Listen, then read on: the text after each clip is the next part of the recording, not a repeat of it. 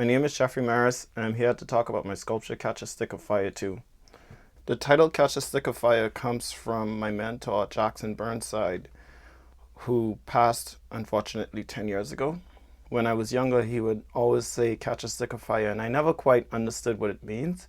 But in time, it unfolded, and I realized that what he was saying is to be intentional about the way that I live my life and to seize every opportunity that comes before me. In this sculpture, I incorporate gardening, an aluminum welded structure, and coral belt plants. Coral belt plants are a set of plants that are indigenous to the southwest region of the America and can be found in ritual ceremonies of indigenous peoples.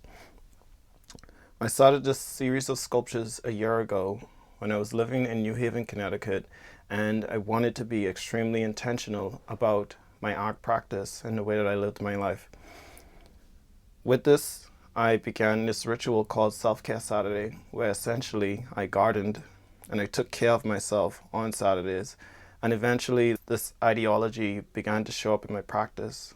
In the very first sculpture that I made, Catch a Stick of Fire 1, where I incorporated spider leaf plants, these spider leaf plants initially lived in my house until they then became incorporated into the sculptures that I was making. In this sculpture at Socrates Sculpture Park, Catch a Stick of Fire 2, I'm using coral belt plants which will last throughout the winter.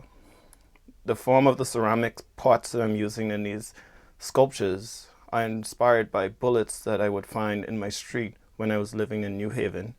So I'm thinking about violence, or I'm thinking about these bullets or these ceramic forms instead as being indicators or signifiers of a kind of violence, and the plants as being oppositional to that violence.